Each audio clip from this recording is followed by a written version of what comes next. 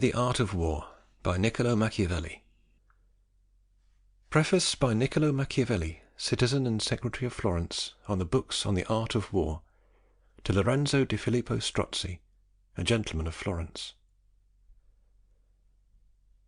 Many, Lorenzo, have held and still hold the opinion that there is nothing which has less in common with another, and that is so dissimilar, as civilian life is from the military. Whence it is often observed, if any one designs to avail himself of an enlistment in the army, that he soon changes, not only his clothes, but also his customs, his habits, his voice; and in the presence of any civilian custom he goes to pieces.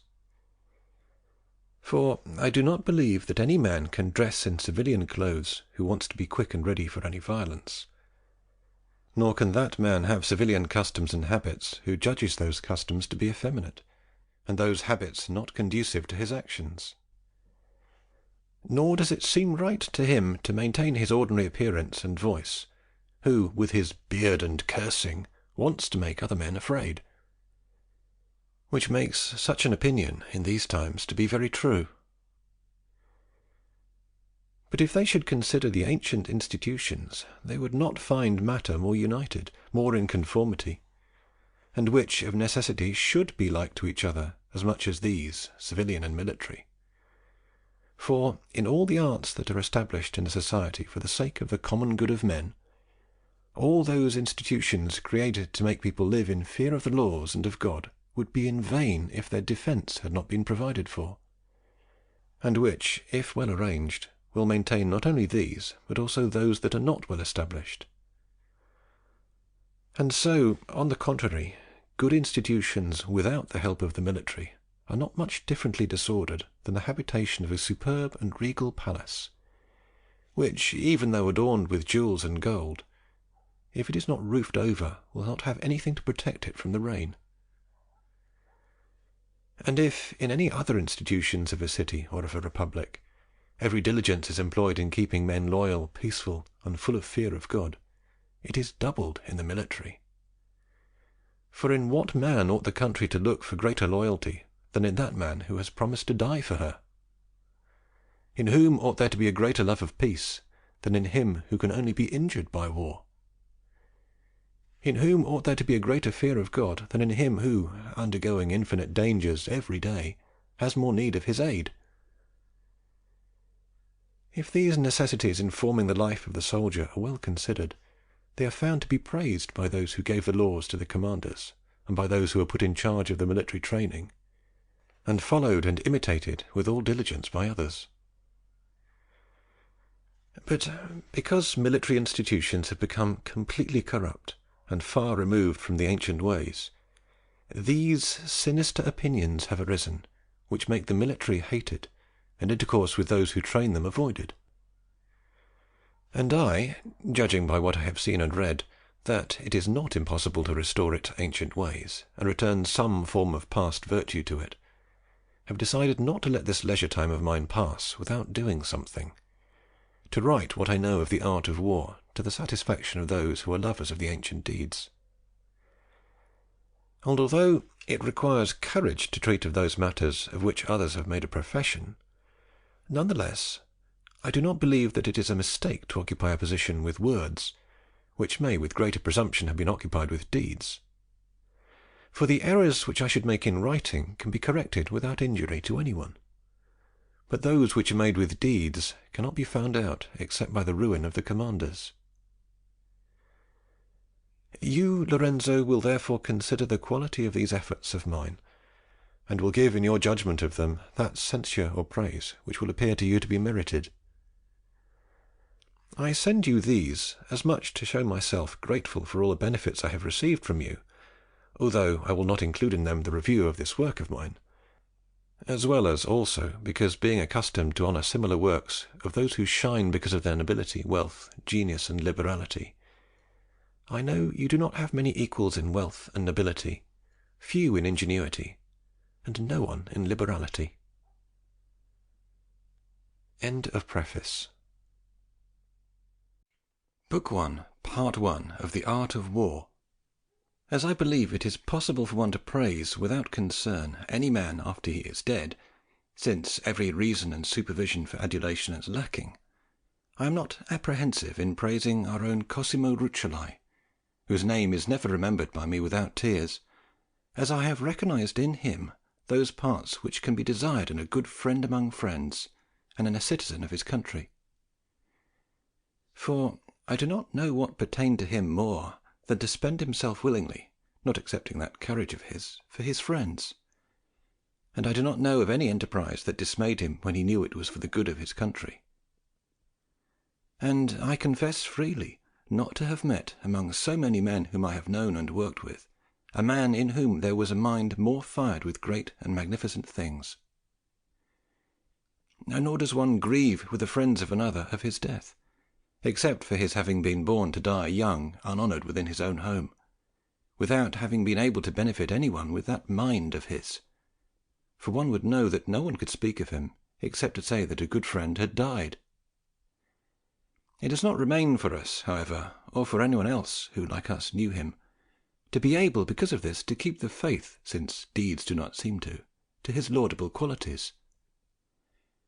It is true, however, that fortune was not so unfriendly to him that it did not leave some brief memory of the dexterity of his genius, as was demonstrated by some of his writings and compositions of amorous verses, in which, as he was not in love, he employed as an exercise in order not to use his time uselessly in his juvenile years, in order that fortune might lead him to higher thoughts. Here it can be clearly comprehended that if his objective was exercise, how very happily he described his ideas, and how much he was honoured in his poetry. Fortune, however, having deprived us of the use of so great a friend, it appears to me it is not possible to find any other better remedy than for us to seek to benefit from his memory, and recover from it any matter that was either keenly observed or wisely discussed.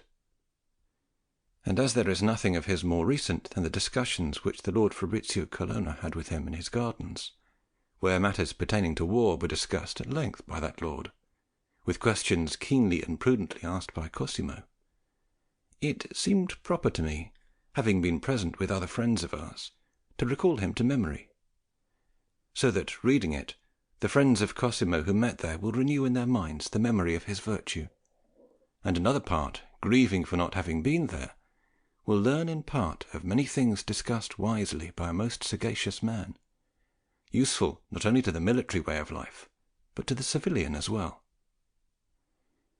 I will relate, therefore, how Fabrizio Colonna, when he returned from Lombardy, where he had fought a long time gloriously for the Catholic king, decided to pass through Florence, to rest several days in that city in order to visit His Excellency the Duke, and see again several gentlemen with whom he had been familiar in the past. Whence it appeared proper to Cosimo to invite him to a banquet in his gardens, not so much to show his generosity as to have reason to talk to him at length, and to learn and understand several things from him according as one can hope to from such a man, for it appeared to him to give him an opportunity to spend a day discussing such matters as would satisfy his mind. Fabrizio, therefore, came as planned, and was received by Cosimo together with several other loyal friends of his, among whom were Zanobi Buondelmonti, Battista della Palla, and Luigi Alamanni, young men most ardent in the same studies, and loved by him, whose good qualities, because they were also daily praised by himself, we will admit. Fabrizio, therefore, was honoured according to the times and the place, with all the highest honours they could give him. And as soon as the convivial pleasures were past, and the table cleared, and every arrangement of feasting finished, which, in the presence of great men and those who have their minds turned to honourable thoughts, is soon accomplished, and because the day was long and the heat intense, Cosimo, in order to satisfy their desire better, judged it would be well to take the opportunity to escape the heat by leading them to the more secret and shadowy parts of his garden. When they arrived there, and chairs brought out, some sat on the grass, which was most fresh in the place, some sat on chairs placed in those parts under the shadow of very high trees. Fabrizio praised the place as most delightful, and looking especially at the trees, he did not recognize one of them, and looked puzzled. Cosimo, becoming aware of this, said, "Perhaps you have no knowledge of some of these trees, but do not wonder about them, because here are some which were more widely known by the ancients than those commonly seen to-day." And giving him the name of some, and telling him that Bernardo, his grandfather, had worked hard in their culture, Fabrizio replied, "I was thinking that it was what you said I was, and this place and this study made me remember several princes of the kingdom, who delighted in their ancient culture and the shadow they cast." And stopping speaking of this, and somewhat upon himself as though in suspense, he added, "If I did not think I would offend you, I would give you my opinion. But I do not believe in talking and discussing things with friends in this manner that I insult them. How much better would they have done, it is said with peace to every one, to seek to imitate the ancients in the strong and rugged things, not in the soft and delicate, and in the things they did under the sun, not in the shadows, to adopt the honest and perfect ways of antiquity, not the false and corrupt. For while these practices were pleasing to my Romans, my country, without them, was ruined." To which Cosimo replied, "But to avoid the necessity of having to repeat so many times who is speaking, and what the other adds, only the names of those speaking will be noted, without repeating the others." And Cosimo therefore said, "You have opened the way for a discussion which I desired, and I pray you to speak without regard, for I will question you without regard. And if, in questioning or in replying, I accuse or excuse any one, it will not be for accusing or excusing, but to understand the truth from you." Fabrizio said, "And I will be much content to tell you what I know of all that you ask me. Whether it be true or not, I will leave to your judgment. And I will be grateful if you ask me, for I am about to learn as much from what you ask me as you will from me replying to you. Because many times a wise questioner causes one to consider many things and understand many others, which, without having been asked, would never have been understood." Cosimo said, "I want to return to what you first were saying, that my grandfather and those of yours had more wisely imitated the ancients in rugged things than in delicate ones. And I want to excuse my side, because I will let you excuse the other, your side. I do not believe that in your time there was a man who disliked living as softly as he, and that he was so much a lover of that rugged life which you praise. None the less, he recognized he could not practice it in his personal life, nor in that of his sons, having been born in so corrupt an age, where any one who wanted to depart from the common usage would be deformed and despised by every one. For if any one in a naked state should thrash upon the sand under the highest sun, or upon the snow in the most icy months of winter, as did Diogenes, he would be considered mad. If any one, like the Spartan, should raise his children on a farm, make them sleep in the open, go with head and feet bare, bathe in cold water in order to harden them to endure vicissitudes, so that they might love life less and fear death less, he would be praised by few and followed by none. So that, dismayed at these ways of living, he presently leaves the ways of the ancients, and in imitating antiquity does only that which he can with little wonderment." Fabrizio said, "You have excused him strongly in this part, and certainly you speak the truth. But I did not speak so much of those rugged ways of living as of those other more human ways which have a greater conformity to the ways of living to-day, which I do not believe should have been difficult to introduce by one who is numbered among the princes of a city. I will never forego my examples of my Romans. If their ways of living should be examined, and the institutions of their republic, there will be observed in her many things not impossible to introduce in a society where there yet might be something of good." Cosimo said, "What are those things similar to the ancients that you would introduce?" Fabrizio said, "To honour and reward virtue, not to have contempt for poverty, to esteem the modes and orders of military discipline, to constrain citizens to love one another, to live without factions, to esteem less the private than the public good, and other such things which could easily be added in these times. It is not difficult to persuade people to these ways, when one considers these at length and approaches them in the usual manner. for the truth will appear in such examinations that every common talent is capable of undertaking them. Anyone can arrange these things. For example, one plants trees under the shadow of which he lives more happily and merrily than if he had not planted them. Cosimo said, I do not want to reply to anything of what you have spoken, but I do want leave to give judgment on these, which can easily be judged. And I shall address myself to you who accuse those who in serious and important actions are not imitators of the ancients, thinking that in this way I can more easily carry out my intentions. I should want, therefore, to know from you whence it arises that, on the one hand, you condemn those who do not imitate the ancients in their actions; on the other hand, in matters of war, which is your profession, and which you are judged to be excellent, it is not observed that you have employed any of the ancient methods, or those which have some similarity. Fabrizio said, You have come to the point where I expected you to, for what I said did not merit any other question, nor did I wish for any other. And although I am able to save myself with a simple excuse, none the less I want, for your greater satisfaction and mine, since the season weather allows it, to enter into a much longer discussion. Men who want to do something ought first to prepare themselves with all industry, in order, when the opportunity is seen, to be prepared to achieve that which they have proposed. And whenever the preparations are undertaken cautiously, unknown to anyone, no one can be accused of negligence unless he is first discovered by the occasion, in which, if it is not then successful, it is seen that either he has not sufficiently prepared himself, or that he has not in some part given thought to it.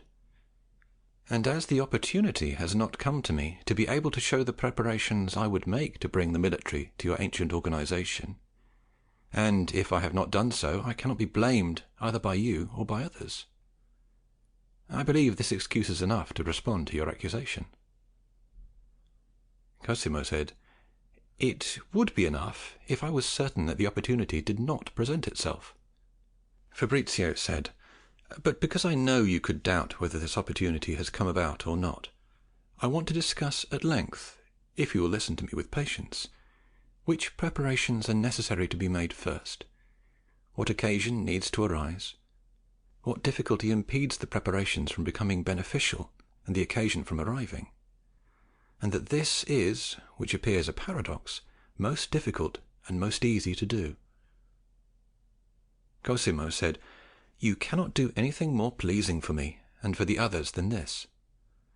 But if it is not painful for you to speak, it will never be painful for us to listen. But as this discussion may be long, I want help from these, my friends, and with your permission and I pray you one thing, that you do not become annoyed if we sometimes interrupt you with some opportune question. Fabrizio said, I am most content that you, Cosimo, with these other young people here, should question me, for I believe that young men will become more familiar with military matters, and will more easily understand what I have to say. The others, whose hair is white and whose blood is icy, in part are enemies of war, and in part incorrigible, as those who believe that the times and not the evil ways constrain men to live in such a fashion. So, ask anything of me, with assurance and without regard. I desire this as much because it will afford me a little rest, as because it will give me pleasure not to leave any doubt in your minds. I want to begin from your words where you said to me that in war, which is my profession, I have not employed any of the ancient methods. Upon this I say that, this being a profession by which men of every time were not able to live honestly, it cannot be employed as a profession except by a republic or a kingdom. And both of these, if well established, will never allow any of their citizens or subjects to employ it as a profession. For he who practices it will never be judged to be good, as to gain some usefulness from it at any time he must be rapacious, deceitful, violent, and have many qualities which of necessity do not make him good. Nor can any men who employ this as a profession, the great as well as the least, be made otherwise, for this profession does not provide for them in peace, whence they are obliged either to hope that there will be no peace, or to gain so much for themselves in times of war that they can provide for themselves in times of peace.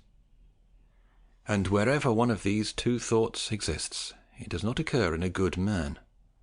For from the desire to provide for oneself in every circumstance, robberies, violence, and assassinations result, which such soldiers do to friends as well as to enemies. And from not desiring peace there arises those deceptions which captains perpetrate upon those whom they lead, because war hardens them. And even if peace occurs frequently, it happens that the leaders, being deprived of their stipends and of their licentious mode of living, raise a flag of piracy, and without any mercy sack a province. Do you not have within the memory of events of your time many soldiers in Italy, finding themselves without employment because of the termination of wars, gathered themselves into very troublesome gangs, calling themselves companies, and went about levying tribute on the towns and sacking the country without there being any remedy able to be applied? Have you not read how the Carthaginian soldiers, when the first war they engaged in with the Romans under Mattus and Spendius was ended, tumultuously chose two leaders and waged a more dangerous war against the Carthaginians than that which they had just concluded with the Romans? And in the time of our fathers, Sforza, in order to be able to live comfortably in times of peace, not only deceived the Milanese, in whose pay he was, but took away their liberty and became their prince. All the other soldiers of Italy who have employed the military as their particular profession have been like this man, and if, through their malignity, they have not become Dukes of Milan, so much more do they merit to be censured, for without such a return, if their lives were to be examined, they all have the same cares. Sforza, father of Francesco, constrained Queen Giovanna to throw herself into the arms of the King of Aragon, having abandoned her suddenly, and left her disarmed amid her enemies, only in order to satisfy his ambition of either levying tribute or taking the kingdom. Braccio, with the same industry, sought to occupy the kingdom of Naples, and would have succeeded had he not been routed and killed at Aquila.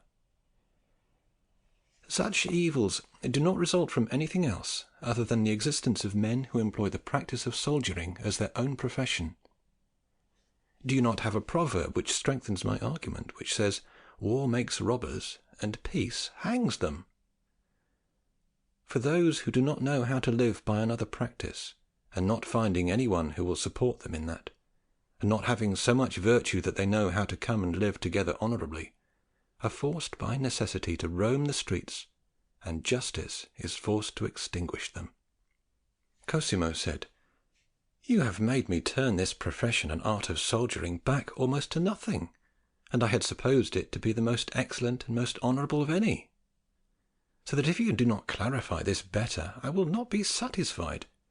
For if it is as you say, I do not know whence arises the glory of Caesar, Pompey, Scipio, Marcellus, and so many Roman captains who are celebrated for their fame as the gods."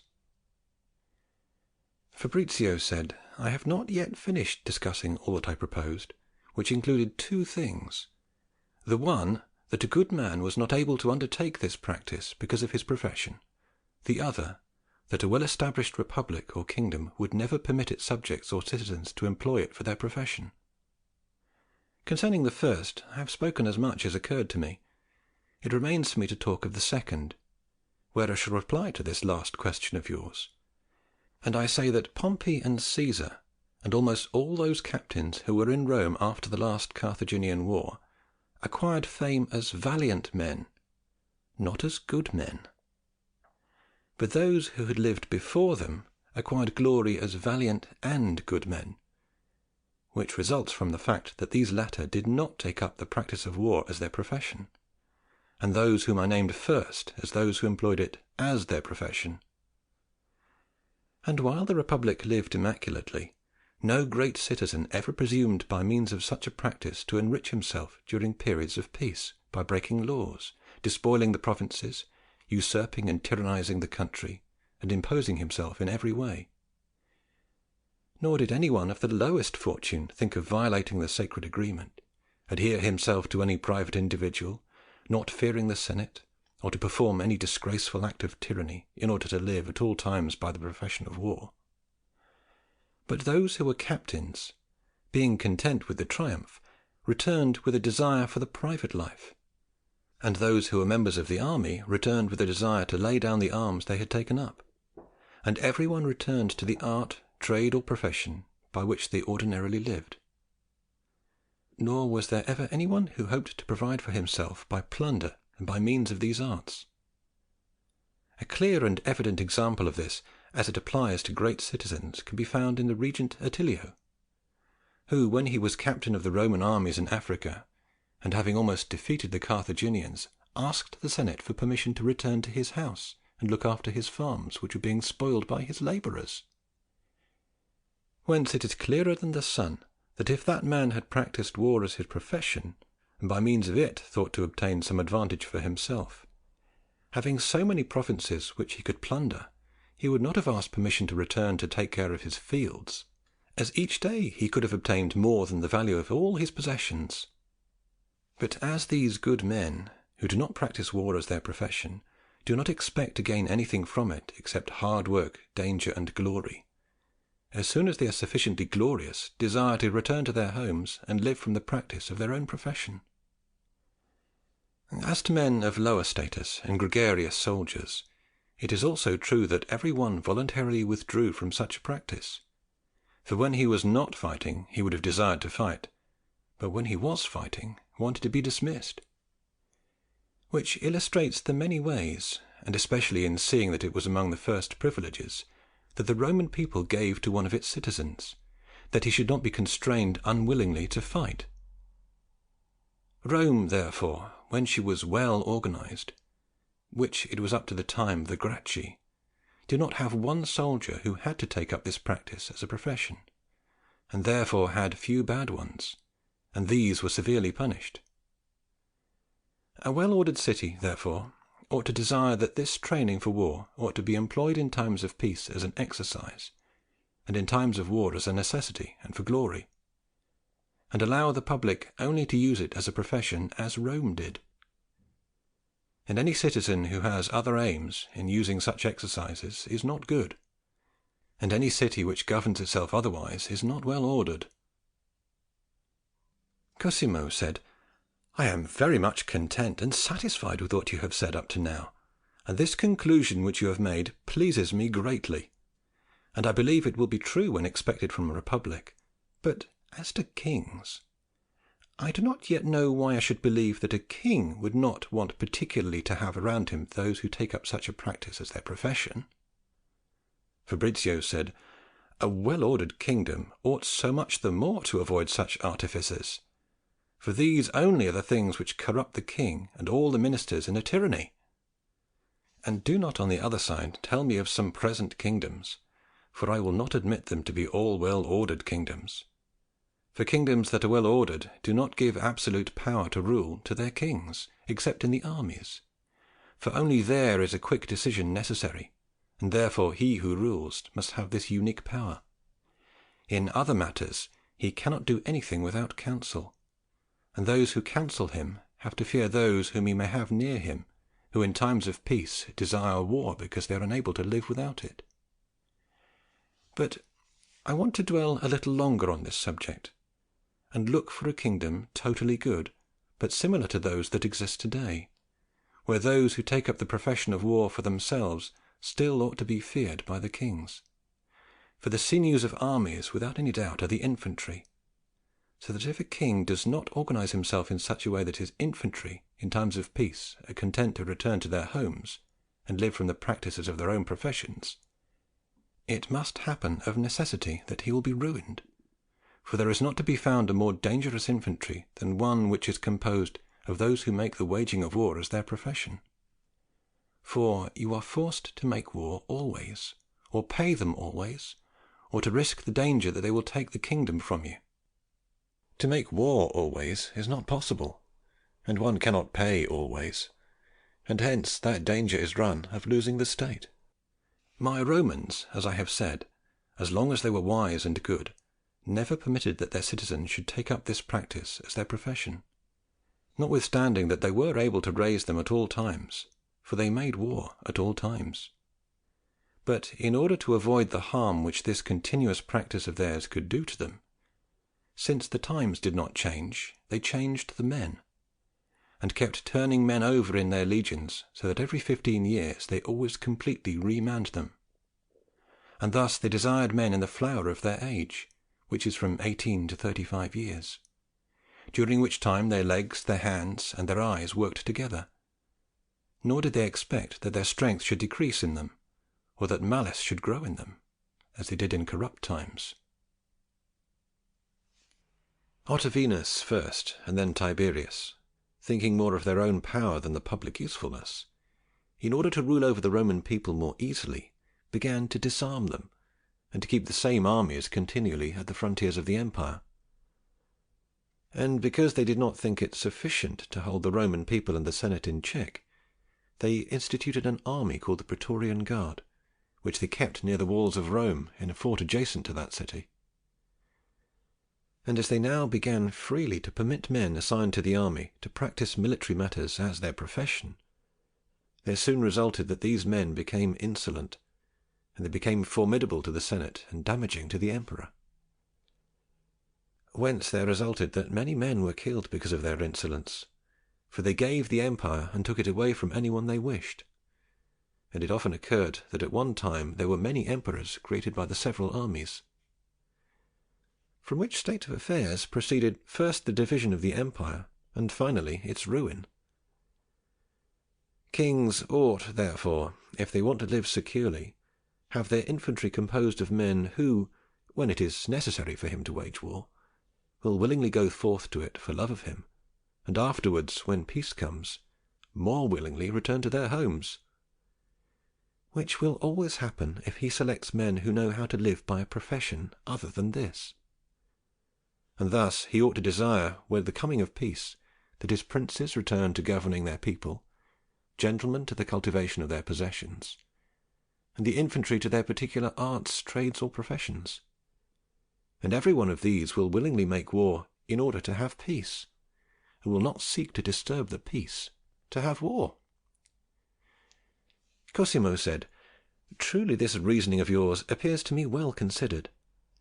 None the less, as it is almost contrary to what I have thought up to now, my mind is not yet purged of every doubt. For I see many lords and gentlemen who provide for themselves in times of peace through the training for war, as do your equals who obtain provisions from princes and the community.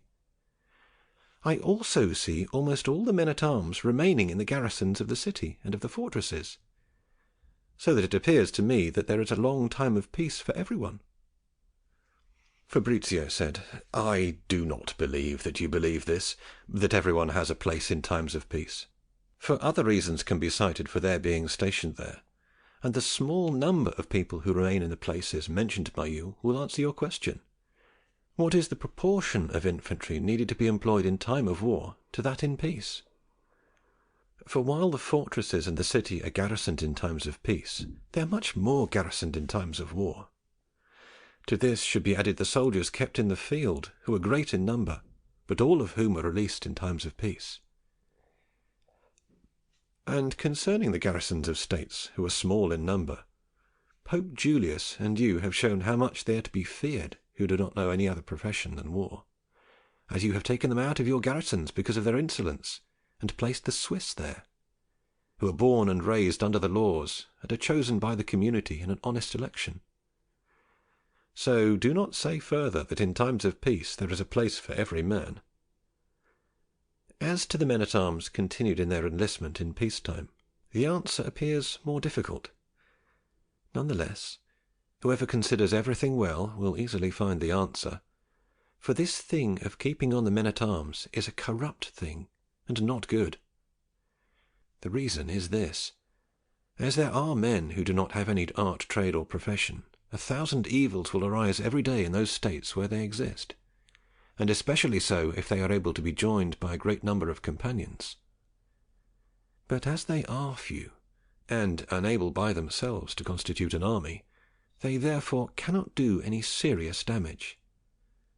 None the less they have done so many times, as I said of Francesco and of Sforza, his father, and of Braccio of Perugia. So I do not approve of this custom of keeping men-at-arms, both because it is corrupt and because it can cause great evils." Cosimo said, "What would you do without them? Or if you keep them, how do you do so?" Fabrizio said, "By means of an ordinance, not like those of the King of France, because they are as dangerous and insolent as ours, but like those of the ancients, who created cavalry from their subjects, and in times of peace sent them back to their homes to live by the practice of their own profession, as I shall discuss at length before I finish this discussion. So, if this part of the army can now live by such a practice, even when there is peace, it stems from a corrupt order. As to the provisions that are reserved for me and the other leaders, I say to you that this likewise is a most corrupt order, for a wise republic ought not to give them to anyone. Rather, it ought to employ its citizens as leaders in war, and in times of peace desire that they return to their professions. Thus, also, a wise king ought not to give provisions to them, or if he does give them, the reasons ought to be either as a reward for some excellent act, or in order to avail himself of such a man in peace as well as in war. And because you have mentioned me, I want the example to include me, and I say I have never practised war as a profession, for my profession is to govern my subjects and defend them, and in order to defend them I must love peace, but know how to make war. And my king does not reward and esteem me so much for what I know of war, as because I know also how to counsel him in peace. Any king ought not, therefore, to want to have next to him any one who is not thusly constituted, if he is wise and wants to govern prudently. For if he has around him either too many lovers of peace or too many lovers of war, they will cause him to err. I cannot, in this first discussion of mine, and according to my suggestion, say otherwise, and if this is not enough for you, you must seek one who satisfies you better. You can begin to recognize how much difficulty there is in bringing the ancient methods into modern ways, and what preparations a wise man must make, and what opportunities he can hope for to put them into execution. But little by little you will know these things better, if the discussion on bringing any part of the ancient institutions to the present order of things does not weary you. End of Book 1, Part 1. Book 1, Part 2 of The Art of War. Cosimo said, "If we first desired to hear your discussions of these matters, truly what you have said up to now redoubles that desire. We thank you, therefore, for what we have had, and ask you for the rest." Fabrizio said, "Since this is your pleasure, I want to begin to treat this matter from the beginning, being able in that way to demonstrate it more fully, so that it may be better understood. The aim of those who want to make war is to be able to combat in the field with every kind of enemy, and to be able to win the engagement. To want to do this, they must raise an army. In raising an army, it is necessary to find men, arm them, organize them, train them in small and large battle orders, lodge them, and expose them to the enemy afterwards, either at a standstill or while marching. All the industry of war in the field is placed in these things, which are the more necessary and honoured in the waging of war. And if one does well in offering battle to the enemy, all the other errors he may make in the conduct of the war are supportable. But if he lacks this organization, even though he be valiant in other particulars, he will never carry on a war to victory and honour. For as one engagement that you win cancels out every other bad action of yours, so likewise when you lose one, all the things you have done well before become useless.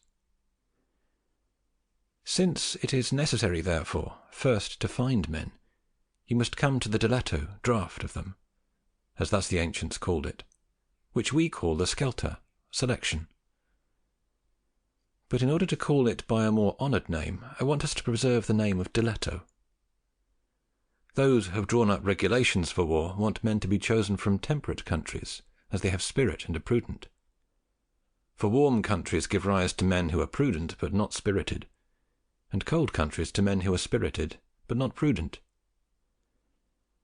This regulation is drawn up well for one who is prince of all the world, and is therefore permitted to draw men from those places that appear best to him. But wanting to draw up a regulation that any one can use, one must say that every republic and every kingdom ought to take soldiers from their own country, whether it is hot, cold, or temperate.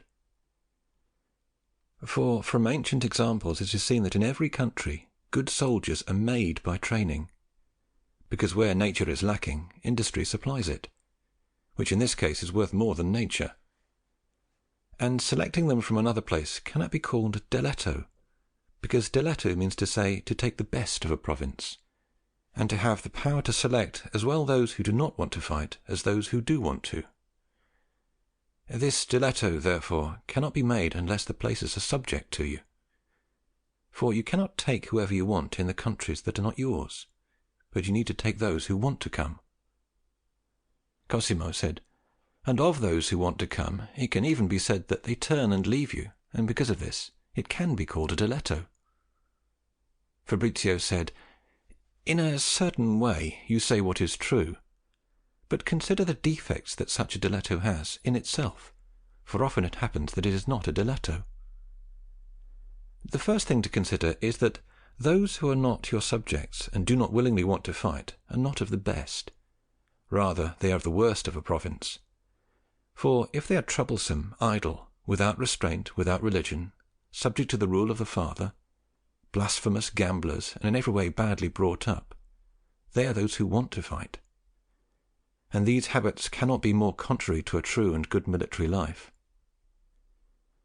When there are so many of such men offered to you that they exceed the number you have designated, you can select them. But if the material is bad, it is impossible for the deletto to be good, but many times it happens that they are not so many as are needed to fill the number you require, so that being forced to take them all, it results that it can no longer be called the making of a deletto, but an enlisting of infantry. The armies of Italy and other places are raised today with these evils, except in Germany, where no one is enlisted by command of the prince, but according to the wishes of those who want to fight. Think, therefore, what methods of those ancients can now be introduced in an army of men put together by similar means. Cosimo said, what means should be taken, therefore? Fabrizio said, what I have just said. Select them from your own subjects, and with the authority of the prince. Cosimo said, would you introduce any ancient form in those thus selected? Fabrizio said, you know well it would be so. If it is a principality, he who should command should be their prince, or an ordinary lord. Or, if it is a republic, a citizen, who for the time should be captain. Otherwise it is difficult to do the thing well. Cosimo said, why? Fabrizio said, I will tell you in time. For now I want this to suffice you, that it cannot be done well in any other way. Cosimo said, if you have, therefore, to make this deletto in your country, whence do you judge it better to draw them, from the city or the countryside? Fabrizio said, those who have written of this all agree that it is better to select them from the countryside, as they are men accustomed to discomfort, brought up on hard work, accustomed to be in the sun and avoid the shade, know how to handle the sword, dig a ditch, carry a load, and are without cunning or malice. But on this subject my opinion would be that, as soldiers are of two kinds, afoot and on horseback, that those afoot should be selected from the countryside, and those on horseback from the city. Cosimo said, of what age would you draw them? Fabrizio said, if I had to raise an entirely new army, I would draw them from 17 to 40 years of age. If the army already exists, and I had to replenish it, at 17 years of age always. Cosimo said, I do not understand this distinction well. Fabrizio said, I will tell you.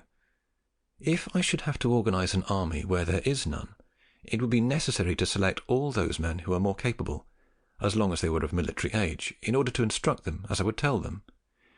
But if I should have to make the deletto in places where the army was already organized, in order to supplement it, I would take those of 17 years of age, because the others, having been taken for some time, would have been selected and instructed. Cosimo said, therefore you would want to make an ordinance, similar to that which exists in our countries. Fabrizio said, you say well. It is true that I would arm them, captain them, train them and organize them in a way I do not know whether or not you have organized them similarly. Cosimo said, "Therefore you praise the ordinance?" Fabrizio said, "Why would you want me to condemn it?" Cosimo said, "Because many wise men have censured it." Fabrizio said, "You say something contrary when you say a wise man censured the ordinance, for he can be held a wise man and to have censured them wrongly." Cosimo said, "The wrong conclusion that he has made will always cause us to have such an opinion." Fabrizio said, "Watch out that the defect is not yours but his, as that which you recognized before this discussion furnishes proof." Cosimo said, "You do a most gracious thing, but I want to tell you that you should be able to justify yourself better in that of which those men are accused. These men say thusly, either that it is useless and our trusting in it will cause us to lose the state, or it is a virtue, and he who governs through it can easily deprive her of it. They cite the Romans, who by their own arms lost their liberty. They cite the Venetians and the King of France, of whom they say that the former, in order not to obey one of its citizens, employed the arms of others, and the king disarmed his people so as to be able to command them more easily. But they fear the uselessness of this much more, for which uselessness they cite two principal reasons: the one because they are inexpert, the other for having to fight by force, because they say that they never learn anything from great men, and nothing good is ever done by force." Fabrizio said, "All the reasons that you mention are from men who are not far-sighted, as I shall clearly show. And first, as to their uselessness, I say to you that no army is of more use than your own, nor can an army of your own be organized except in this way. And as there is no debating over this, which all the examples of ancient history does for us, I do not want to lose time over it. And because they cite inexperience and force, I say, as it is true, that inept experience gives rise to little spirit, and force makes for discontent. But experience and enthusiasm gains for themselves the means for arming, training, and organizing them, as you will see in the first part of this discussion. But as to force, you must understand that as men are brought to the army by commandment of the prince, they have to come, whether it is entirely by force or entirely voluntarily. For if it were entirely from desire, there would not be a diletto, as only a few of them would go. So also the going entirely by force would produce bad results. Therefore a middle way ought to be taken, where neither the entirely forced or entirely voluntary means are used, but they should come drawn by the regard they have for the prince, where they are more afraid of his anger than the immediate punishment. And it will always happen that there will be a compulsion mixed with willingness, from which that discontent cannot arise which causes bad effects. Yet I do not claim that an army thus constituted cannot be defeated, for many times the Roman armies were overcome, and the army of Hannibal was defeated, so that it can be seen that no army can be so organized that a promise can be given that it cannot be routed. These wise men of yours therefore ought not to measure this uselessness from having lost one time, but to believe that just as they can lose, so too they can win, and remedy the cause of the defeat. And if they should look into this, they will find that it would not have happened because of a defect in the means, but of the organization which was not sufficiently perfect. And, as I have said, they ought to provide for you, not by censuring the organization, but by correcting it. As to how this ought to be done, you will come to know little by little. As to being apprehensive that such organization will not deprive you of the state by one who makes himself a leader, I reply that the arms carried by his citizens or subjects, given to them by laws and ordinances, never do him harm, but rather are always of some usefulness, and preserve the city uncorrupted for a longer time by means of these arms than without them. Rome remained free 400 years while armed, Sparta 800. Many other cities have been disarmed, and have been free less than 40 years. For cities have need of arms, and if they do not have arms of their own, they hire them from foreigners, and the arms of foreigners more readily do harm to the public good than their own, for they are easier to corrupt, and a citizen who becomes powerful can more readily avail himself, and can also manage the people more readily, as he has to oppress men who are disarmed. In addition to this, a city ought to fear 2 enemies more than one. One who avails itself of foreigners immediately has to fear not only its citizens, but the foreigners that it enlists. And remembering what I told you a short while ago of Francesco Sforza, you will see that fear ought to exist. One which employs its own arms has not other fear except of its own citizens. But of all the reasons which can be given, I want this one to serve me, that no one ever established any republic or kingdom who did not think that it should be defended by those who lived there with arms. And if the Venetians had been as wise in this as in their other institutions, they would have created a new world kingdom. But who so much more merits censure, because they had been the first who were armed by their founders. And not having dominion on land, they armed themselves on the sea, where they waged war with virtue, and with arms in hand enlarged their country.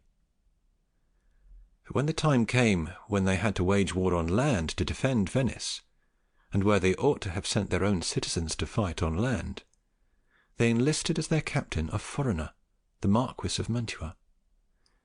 This was the sinister course which prevented them from rising to the skies and expanding. And they did this in the belief that, as they knew how to wage war at sea, they should not trust themselves in waging it on land.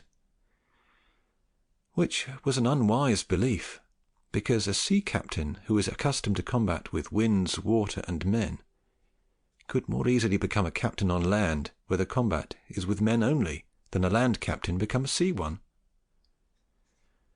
And my Romans, knowing how to combat on land and not on the sea, when war broke out with the Carthaginians, who are powerful on the sea, did not enlist Greeks or Spaniards experienced at sea, but imposed that change on those citizens they sent to fight on land, and they won.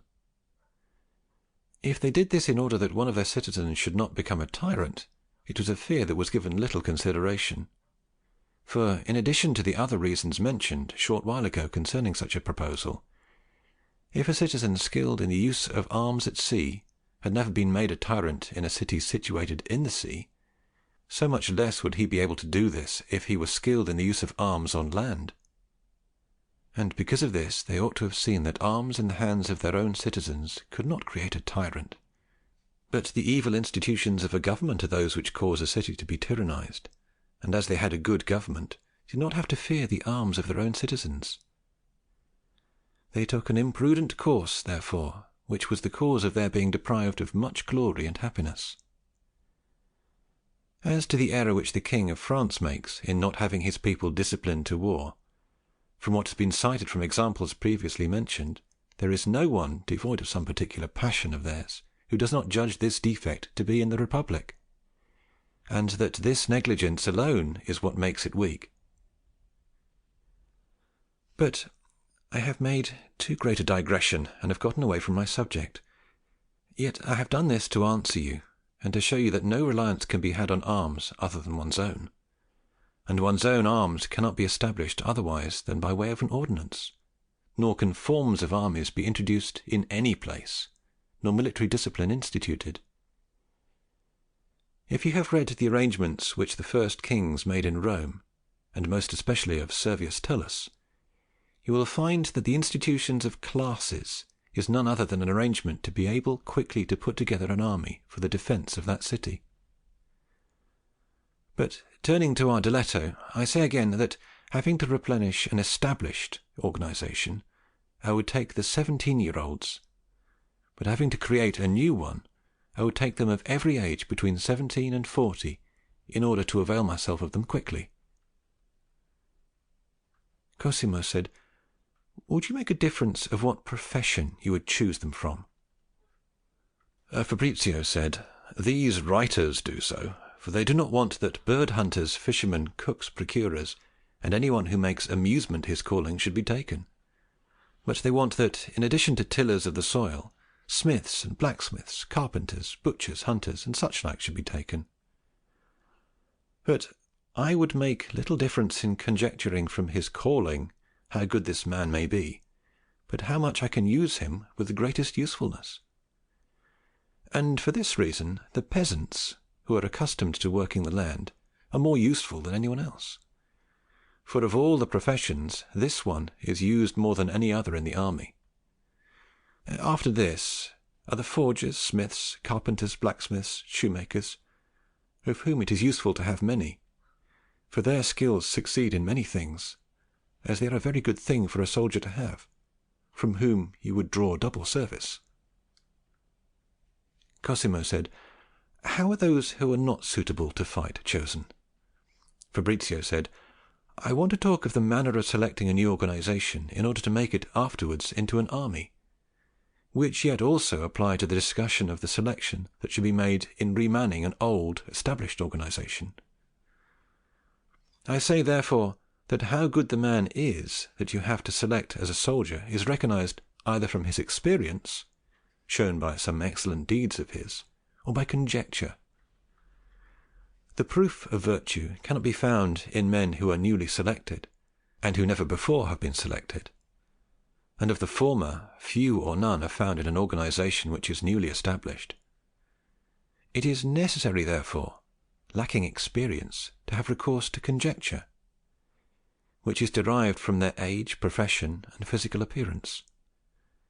The first two have been discussed. It remains to talk of the third. And yet I say that some have wanted that the soldier be big, among whom was Pyrrhus. Some others have chosen them only from the strength of the body, as Caesar did, which strength of body is conjectured from the composition of the members and the gracefulness of the aspect. And yet some of those who write say that he should have lively and merry eyes, a nervy neck, a large breast, muscular arms, long fingers, a small stomach, round hips, sleek legs and feet, which parts usually render a man strong and agile, which are the two things sought above everything else in a soldier.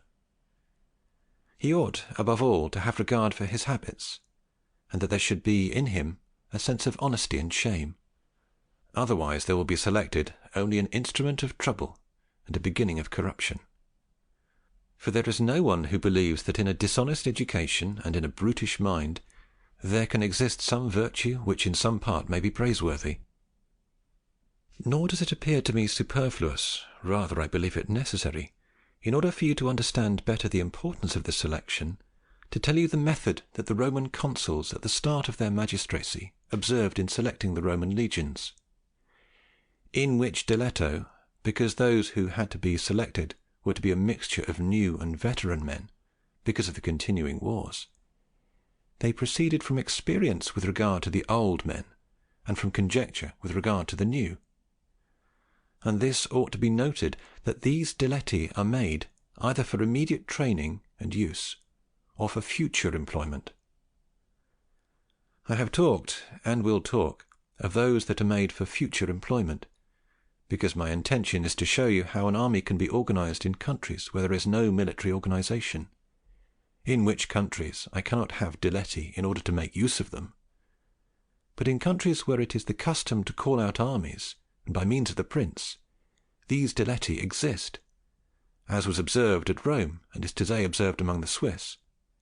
For in these diletti, if they are for the selection of new men, there are so many others accustomed to being under military orders, that the old and new, being mixed together, make a good and united body. Notwithstanding this, the emperors, when they began to hold fixed the term of service of its soldiers, placed new men in charge over the soldiers, whom they called tironi, as teachers to train them, as is seen in the life of the Emperor Maximus, which thing, while Rome was free, was instituted not in the army but within the city. And as the military exercises where the young men were trained were in the city, there resulted that those then chosen to go to war, being accustomed in the method of mock warfare, could easily adapt themselves to real war. But afterwards, when these emperors discontinued these exercises, it was necessary to employ the methods I have described to you. Arriving, therefore, at the methods of the Roman selection, I say that as soon as the Roman consuls, on whom it was imposed the carrying on of the war, had assumed the magistracy, in wanting to organize their armies, as it was the custom that each of them had 2 legions of Roman men, and were the nerve centre of their armies, created 24 military tribunes, proposing 6 for each legion, who filled that office which today is done by those whom we call constables. After they had assembled all the Roman men adept at carrying arms, and placed the tribunes of each legion apart from each of the others, afterwards by lot they drew the tribes from which the first selection was to be made, and of that tribe they selected 4 of the best men, from whom 1 was selected by the tribunes of the first legion, and of the other 3 1 was selected by the tribunes of the second legion, and of the other 2 1 was selected by the tribunes of the third, and the last belonged to the fourth legion. After these 4 others were selected, of whom the first man was selected by the tribunes of the second legion, the second by those of the third by those of the fourth remained to the first. After, another 4 were chosen. The first man was selected by the tribunes of the third legion, the second by the fourth, the third by the first, the fourth remained to the second, and thus this method of selection changed successively, so that the selection came to be equal, and the legions equalized. And as we said above, this was done where the men were to be used immediately, and as it was formed of men of whom a good part were experienced in real warfare, and everyone in mock battles, this stiletto was able to be used on conjecture and experience. But when a new army was to be organized and the selection made for future employment, this stiletto cannot be based except on conjecture, which is done by age and physical appearance. Cosimo said, "I believe what you have said is entirely true, but before you pass on to other discussion, I want to ask about one thing which you have made me remember, when you said that the diletto which should be made where these men are not accustomed to fighting should be done by conjecture. For I have heard our organization censured in many of its parts, and especially as to number. For many say that a lesser number ought to be taken, of whom those that are drawn would be better, and the selection better, as there would not be as much hardship imposed upon the men, and some reward given them, by means of which they would be more content, and could be better commanded. Whence I would like to know your opinion on this part, and if you preferred a greater rather than a smaller number, and what methods you would use in selecting both numbers."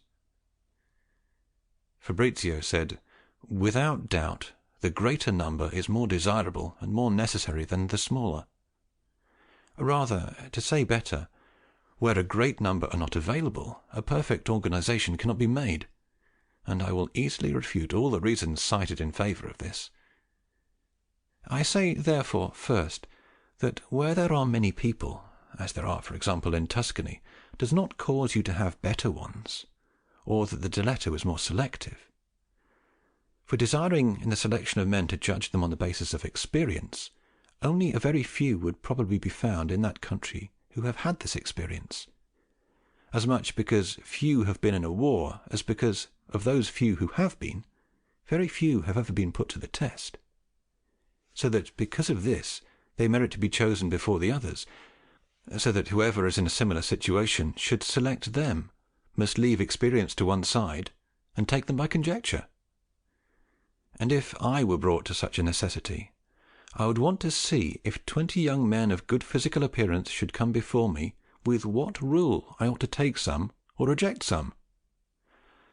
So that, without doubt, I believe that every man will confess that it is a much smaller error to take them all in arming and training them, being unable to know beforehand which of them are better, and to reserve to oneself afterwards to make a more certain diletto, where during the exercises with the army those of greater courage and vitality may be observed.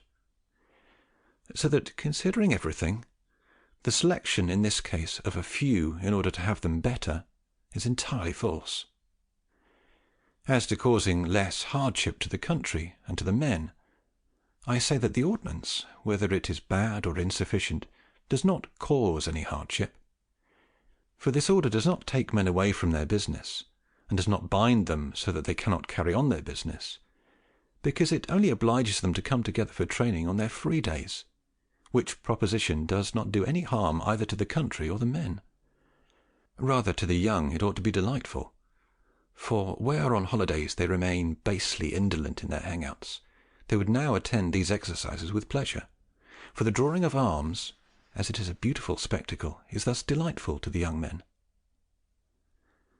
As to being able to pay more to the lesser number, and thereby keeping them more content and obedient, I reply that no organization of so few can be made who are paid so continually that their pay satisfies them. For instance, if an army of 5,000 infantry should be organized, in wanting to pay them so that it should be believed that they will be contented, they must be given at least 10,000 ducats a month. To begin with, this number of infantry is not enough to make an army. The payment is unendurable to the state. And on the other hand, it is not sufficient to keep the men content and obligated to respect your position. So that in doing this, although much would be spent, it would provide little strength, and would not be sufficient to defend you, or enable you to undertake any enterprise. If you should give them more, or take more, so much more impossible would it be for you to pay them. If you should give them less, or take on fewer, so much less would be content, and so much less useful would they be to you. Therefore, those who consider things which are either useless or impossible. But it is indeed necessary to pay them when they are levied to send to war. But even if such an arrangement should give some hardship to those enrolled in it in times of peace, which I do not see, they are still recompensed by all those benefits which an army established in a city brings, for without them nothing is secure. I conclude that whoever desires a small number in order to be able to pay them more, or for any other reason cited by you, does not know what he is doing. For it will also happen, in my opinion, that any number will always diminish in your hands because of the infinite impediments that men have, so that the small number will succeed at nothing. However, when you have a large organization, you can, at your election, avail yourself of few or of many. In addition to this, it serves you in fact and reputation, for the large number will always give you a reputation. Moreover, in creating the organization, in order to keep men trained, if you enroll a small number of men in many countries, and the armies are very distant from each other, you cannot, without the gravest injury to them, assemble them for joint exercises. And without this training the organization is useless, as will be shown in its proper place. Cosimo said, "What you have said is enough on my question, but I now desire that you resolve another doubt for me. There are those who say that such a multitude of armed men would cause confusion, trouble, and disorder in the country." Fabrizio said, "This is another vain opinion, for the reason I will tell you. Those organized under arms can cause disorders in two ways, either among themselves or against others. Both of these can be obviated where discipline by itself should not do so. For as to troubles among themselves, the organization removes them, not brings them up, because in the organization you give them arms and leaders. If the country where you organize them is so unwarlike that there are not arms among its men, and so united that there are no leaders, such an organization will make them more ferocious against the foreigner, but in no way will make it more disunited, because men well organized, whether armed or unarmed, fear the laws, and can never change unless the leaders you give them cause a change. And I will later tell you the manner of doing this. But if the country where you have organized an army is warlike and disunited, this organization alone is reason enough to unite them. For these men have arms and leaders for themselves, but the arms are useless for war, and the leaders causes of troubles. But this organization gives them arms useful for war, and leaders who will extinguish troubles. For as soon as someone is injured in that country, he has recourse to his leader of the party. who, to maintain his reputation, advises him to avenge himself, and not to remain in peace. The public leader does the contrary, so that by this means the causes for trouble are removed and replaced by those for union. And provinces which are united but effeminate or unwarlike lose their usefulness but maintain the union, while those that are disunited and troublesome remain united. And that disordinate ferocity which they usually employ is turned to public usefulness. As to desiring that they do us injury against others, it should be kept in mind that they cannot do this except by the leaders who govern them. In desiring that the leaders do not cause disorders, it is necessary to have care that they do not acquire too much authority over them. And you have to keep in mind that this authority is acquired either naturally or by accident. And as to nature, it must be provided that whoever is born in one place is not put in charge of men enrolled in another place, but is made a leader in those places where he does not have any natural connections. As to accidents, the organization should be such that each year the leaders are exchanged from command to command. For continuous authority over the same men generates so much unity among them, which can easily be converted into prejudice against the prince. As to these exchanges being useful to those who have employed them, and injurious to those who have not observed them, is known from the example of the kingdom of Assyria and from the empire of the Romans, in which it is seen that the former kingdom endured 1,000 years without tumult and without civil war, which did not result from anything else than the exchange of those captains who were placed in charge of the care of the armies from place to place every year. Nor for other reasons did it result in the Roman Empire.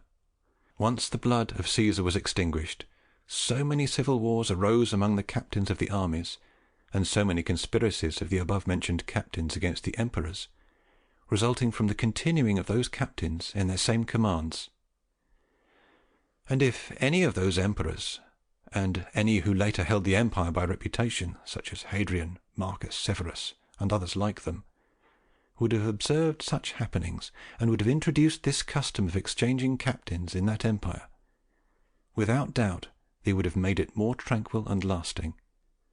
For the captains would have had fewer opportunities for creating tumults, and the emperors fewer causes to fear them, and the Senate, when there was a lack in the succession, would have had more authority in the election of emperors, and consequently better conditions would have resulted.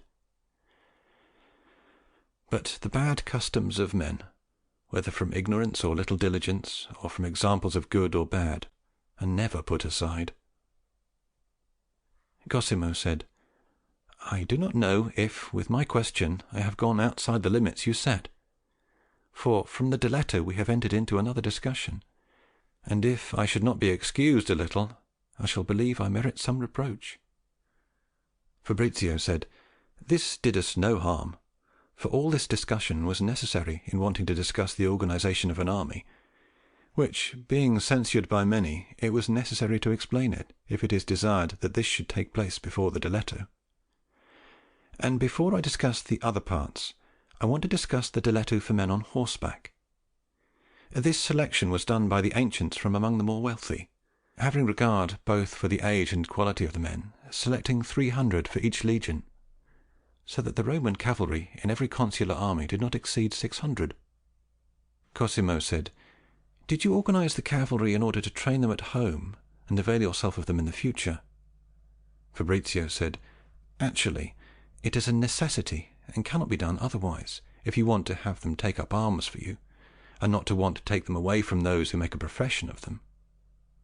Cosimo said, "How would you select them?" Fabrizio said, "I would imitate the Romans. I would take the more wealthy, and give them leaders in the same manner as they are given to others today, and I would arm them and train them." Cosimo said, "Would it be well to give these men some provision?" Fabrizio said, "Yes, indeed, but only as much as is necessary to take care of the horse. For, as it brings an expense to your subjects, they could complain of you. It would be necessary, therefore, to pay them for the horse and its upkeep." Cosimo said, "How many would you make? How would you arm them?" Fabrizio said, "You pass into another discussion. I will tell you in its place, which will be when I have said how the infantry ought to be armed, and how they should prepare for an engagement." End of Book 1. Book 2, Part 1 of The Art of War. I believe that it is necessary, once the men are found, to arm them, and in wanting to do this, I believe it is necessary to examine what arms the ancients used, and from them select the best. The Romans divided their infantry into the heavily and lightly armed. The light armed they gave the name veliti. Under this name they included all those who operated with the sling, crossbow, and darts, and the greater part of them carried a helmet and a shield on the arm for their defence. These men fought outside the regular ranks and apart from the heavy armour, which was a casque that came up to the shoulders. They also carried a cuirass, which with the skirt came down to the knees, and their arms and legs were covered by shin guards and bracelets. They also carried a shield on the arm, 2 arms in length and 1 in width, which had an iron hoop on it to be able to sustain a blow, and another underneath, so that in rubbing on the ground it should not be worn out. For attacking, they had cinched to their left side a sword of 1 arm and a half length, and a dagger on the right side. They carried a spear, which they called pilus, and which they hurled at the enemy at the start of the battle. These were the important Roman arms, with which they conquered the world. And although some of the ancient writers also gave them, in addition to the aforementioned arms, a shaft in the hand in the manner of a spit, I do not know how a staff can be used by one who holds a shield. For in managing it with 2 hands, it is impeded by the shield, and he cannot do anything worth while with 1 hand because of its heaviness.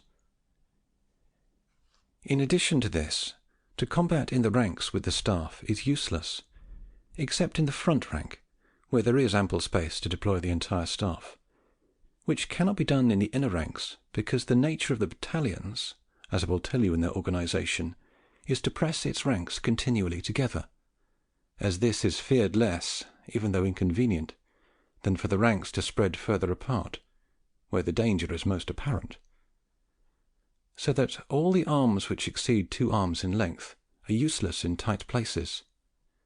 For if you have a staff and want to use it with both hands, and handled so that the shield should not annoy you, you cannot attack an enemy with it who is next to you.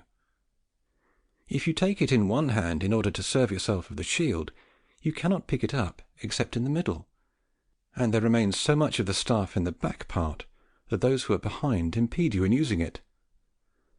And that this is true, that the Romans did not have the staff, or, having it, valued it little, you will read in all the engagements noted by Titus Livius in his history, where you will see that only very rarely is mention made of the shaft.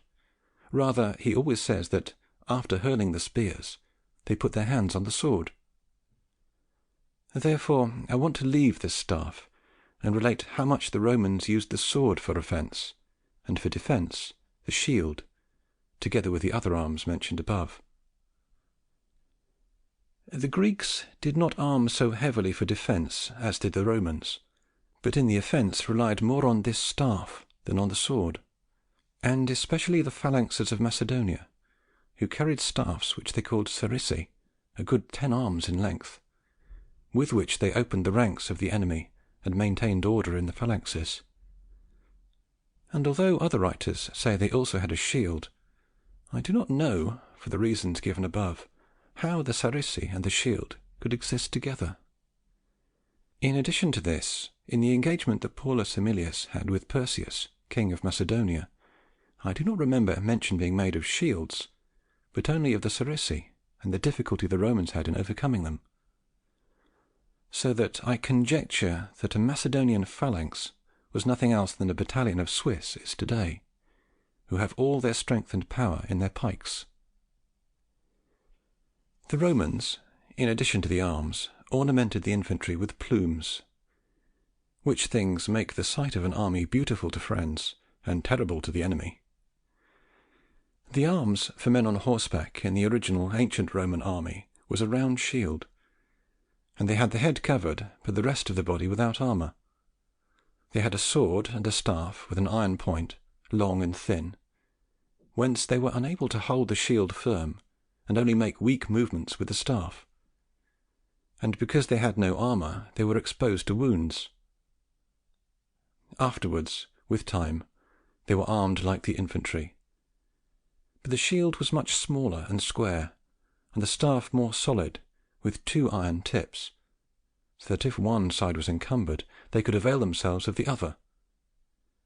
With these arms, both for the infantry and the cavalry, my Romans occupied all the world. And it must be believed, from the fruits that are observed, that they were the best armed armies that ever existed. And Titus Livius, in his histories, gives many proofs where, in coming to the comparison with enemy armies, he says, "But the Romans were superior in virtue, kinds of arms, and discipline." And therefore I have discussed more in particular the arms of the victors than those of the losers. It appears proper to me to discuss only the present methods of arming. The infantry have for their defence a breastplate of iron, and for offence a lance 9 arm lengths long, which they call a pike, and a sword at their side, rather round in the point than sharp. This is the ordinary armament of the infantry to-day, for few have their arms and shins protected by armour, and no one the head. And those few carry a halberd in place of the pike, the shaft of which, as you know, is 3 arm lengths long, and has the iron attached as an axe. Among them they have 3 scopettieri, exploders or gunners, who with a burst of fire fill that office which anciently was done by slingers and bowmen. This method of arming was established by the Germans, and especially by the Swiss, who, being poor and wanting to live in freedom, were and are obliged to combat with the ambitions of princes of Germany, who were rich and could raise horses, which that people could not do because of poverty. Whence it happened that, being on foot, and wanting to defend themselves from enemies who were on horseback, it behoved them to search the ancient orders and find arms which should defend them from the fury of horses. This necessity has caused them to maintain or rediscover the ancient orders, without which, as every prudent man affirms, the infantry is entirely useless. They therefore take up pikes as arms, which are most useful not only in sustaining the attacks of horses, but to overcome them. And because of the virtue of these arms and ancient orders, the Germans have assumed so much audacity that 15 or 20,000 of them would assault any great number of horse, and there have been many examples of this seen in the last 25 years. And this example of their virtue, founded on these arms and these orders, have been so powerful that after King Charles passed into Italy, every nation has imitated them, so that the Spanish armies have come into very great reputation. Cosimo said, "What method of arms do you praise more, this German one or the ancient Roman?" Fabrizio said, "The Roman, without any doubt, and I will tell you the good and the bad of one and the other. The German infantry can sustain and overcome the cavalry. They are more expeditious in marching and in organizing themselves, because they are not burdened with arms. On the other hand, they are exposed to blows from near and far because of being unarmed. They are useless in land battles and in every fight where there is stalwart resistance. But the Romans sustained and overcame the cavalry, as these Germans do. They were safe from blows near and far because they were covered with armour. They were better able to attack and sustain attacks, having the shields. They could more actively in tight places avail themselves of the sword than these Germans with the pike. And even if the latter had the sword, being without a shield, they became, in such a case, equally useless. They, the Romans, could safely assault towns, having the body covered, and being able to cover it even better with the shield, so that they had no other inconvenience than the heaviness of the arms, and the annoyance of having to carry them, which inconvenience they overcame by accustoming the body to hardships and inducing it to endure hard work. and you know we do not suffer from things to which we are accustomed. And you must understand this, that the infantry must be able to fight with infantry and cavalry, and those are always useless who cannot sustain the attacks of the cavalry, or if they are able to sustain them, none the less have fear of the infantry who are better armed and organized than they. Now, if you will consider the German and the Roman infantry, you will find in the German, as we have said, the aptitude of overcoming cavalry, but great disadvantages when fighting with an infantry organized as they are, and armed as the Roman. So that there will be this advantage of the one over the other, that the Romans could overcome both the infantry and the cavalry, and the Germans only the cavalry. Cosimo said, "I would desire that you give some more particular example, so that we might understand it better." Fabrizio said, "I say thusly, that in many places in our histories you will find the Roman infantry to have defeated numberless cavalry, but you will never find them to have been defeated by men on foot because of some defect they may have had in their arms, or because of some advantage the enemy had in his. For if their manner of arming had been defective, it was necessary for them to follow one of two courses: either, when they found one who was better armed than they, not to go on further with the conquest, or that they take up the manner of the foreigner, and leave off theirs. And since neither ensued, there follows what can be easily conjectured, that this method of arming was better than that of any one else. This has not yet occurred with the German infantry, for it has been seen that any time they had to combat with men on foot, organized and as obstinate as they have made a bad showing, which results from the disadvantage they have in trying themselves against the arms of the enemy. When Filippo Visconti, Duke of Milan, was assaulted by 18,000 Swiss, he sent against them Count Carmignola, who was his captain at that time. This man, with 6,000 cavalry and a few infantry, went to encounter them, and coming hand to hand with them, was repulsed with very great damage. Whence Carmignola, as a prudent man, quickly recognized the power of the enemy arms, and how much they prevailed against cavalry, and the weakness of cavalry against those on foot so organized, and regrouping his forces, again went to meet the Swiss, and as they came near he made his men-at-arms descend from their horses, and in that manner fought with them, and killed all but 3,000, who, seeing themselves consumed without having any remedy, threw their arms on the ground and surrendered. Cosimo said, "Whence arises such a disadvantage?" Fabrizio said, "I have told you a little while ago, but since you have not understood it, I will repeat it to you.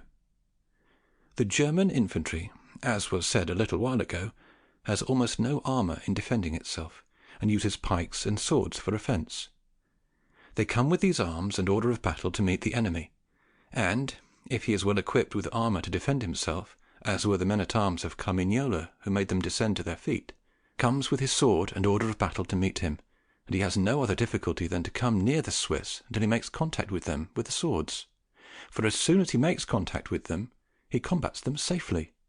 For the German cannot use the pike against the enemy who is next to him because of the length of the staff, so he must use the sword, which is useless to him as he has no armour and has to meet an enemy that is protected fully by armour.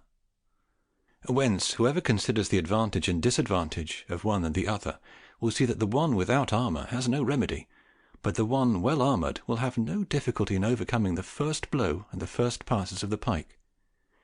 For in battles, as you will understand better when I have demonstrated how they are put together, the men go so that of necessity they accost each other in a way that they are attacked on the breast, and if one is killed or thrown to the ground by the pike, those on foot who remain are so numerous that they are sufficient for victory. From this there resulted that Carmignola won with such a massacre of the Swiss, and with little loss to himself." Cosimo said, "I see that those with Carmignola were men-at-arms, who, although they were on foot, were all covered with iron, and therefore could make the attempt that they made. So that I think it would be necessary to arm the infantry in the same way, if they were to make a similar attempt." Fabrizio said, "If you had remembered how I said the Romans were armed, you would not think this way. For an infantryman who has his head covered with iron, his breast protected by a cuirass and a shield, and his arms and legs with armour, is much more apt to defend himself from pikes and enter among them than is a man-at-arms on foot. I want to give you a small modern example. The Spanish infantry had descended from Sicily into the kingdom of Naples in order to go and meet Consalvo, who was besieged in Barletta by the French. They came to an encounter against Monsignor d'Aubigny with his men-at-arms and about 4,000 German infantry. The Germans, coming hand to hand with their pikes low, penetrated the ranks of the Spanish infantry, but the latter, aided by their spurs and the agility of their bodies, intermingled themselves with the Germans, so that they, the Germans, could not get near them with their swords, whence resulted the death of almost all of them and the victory of the Spaniards. Everyone knows how many German infantry were killed in the engagement at Ravenna, which resulted from the same causes, for the Spanish infantry got as close as the reach of their swords to the German infantry, and would have destroyed all of them if the German infantry had not been succoured by the French cavalry. None the less, the Spaniards, pressing together, made themselves secure in that place. I conclude, therefore, that a good infantry not only is able to sustain the attack of cavalry, but does not have to fear of infantry, which, as I have said many times, proceeds from its arms, armour, and organisation or discipline. Cosimo said, "Tell us, therefore, how you would arm them." Fabrizio said, "I would take both the Roman arms and the German, and would want half to be armed as the Romans, and the other half as the Germans. For if in 6,000 infantry, as I shall explain a little later, I should have 3,000 infantry with shields like the Romans, and 2,000 pikes and 1,000 gunners like the Germans, they would be enough for me. I would place the pikes either in the front lines of the battle, or where I should fear the cavalry most, and of those with the shield and the sword, I would serve myself to back up the pikes and to win the engagement, as I will show you. So that I believe an infantry so organized should surpass any other infantry today." Cosimo said, "What you have said to us is enough as regards infantry, but as to cavalry we desire to learn which seems the more strongly armed to you, ours or that of the ancients." Fabrizio said, "I believe in these times, with respect to saddles and stirrups not used by the ancients, one stays more securely on the horse than at that time.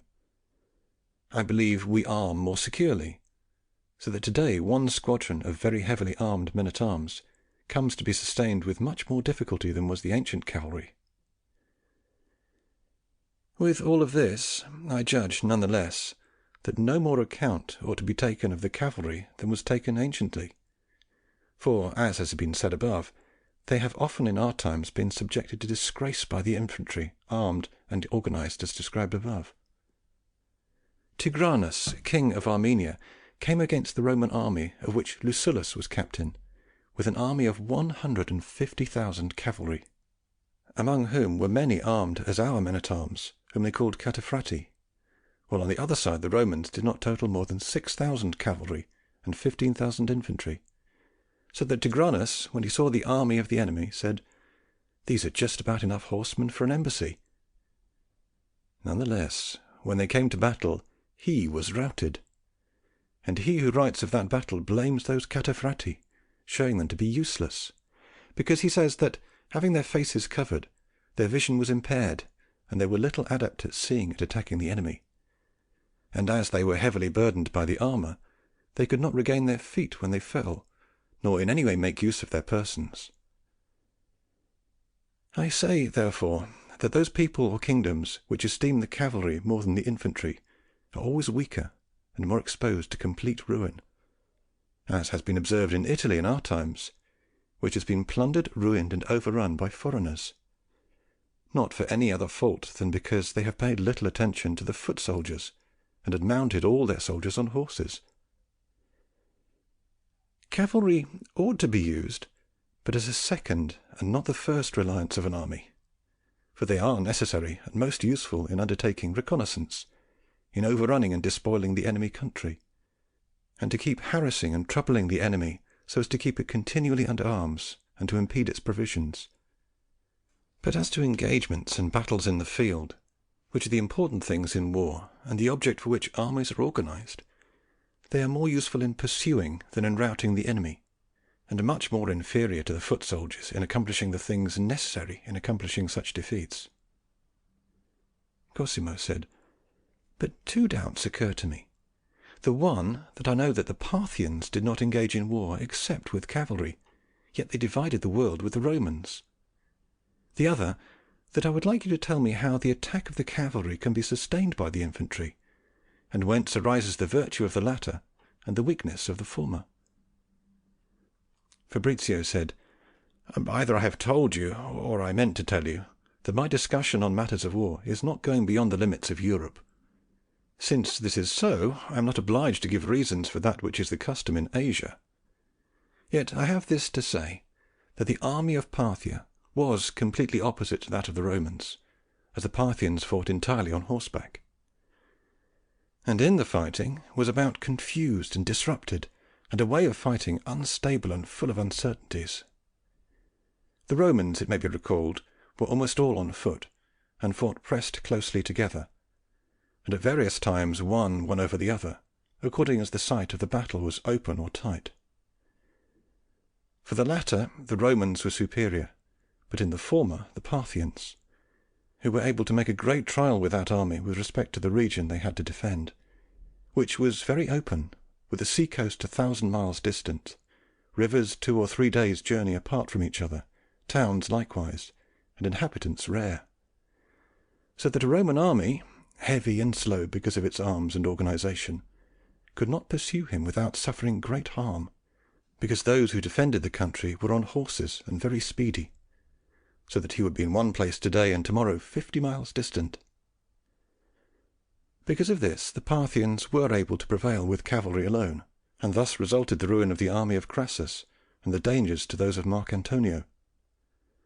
But, as I have said, I did not intend in this discussion of mine to speak of armies outside of Europe, and therefore I want to continue on those which the Romans and Greeks had organized in their time, and that the Germans do today. But let us come to the other question of yours, in which you desire to know what organization or what natural virtue causes the infantry to be superior to the cavalry. And I tell you first that the horses cannot go in all the places that the infantry do, because it is necessary for them either to turn back after they have come forward, or turning back to go forward, or to move from a standstill, or to stand still after moving, so that without doubt the cavalry cannot do precisely thus as the infantry. Horses cannot, after being put into disorder from some attack, return to the order of the ranks except with difficulty, and even if the attack does not occur, the infantry rarely do this. In addition to this, it often occurs that a courageous man is mounted on a base horse, and a base man on a courageous horse, whence it must happen that this difference in courage causes disorder. Nor should anyone wonder that a knot of infantry sustains every attack of the cavalry, for the horse is a sensible animal, and knows the dangers, and goes in unwillingly. And if you would think about what forces make the horse go forward, and what keep him back, without doubt you will see that those which hold him back are greater than those which push him.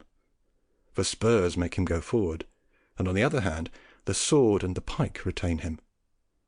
So that from both ancient and modern experiences it has been seen that a small group of infantry can be very secure from, and even eventually insuperable to, the cavalry.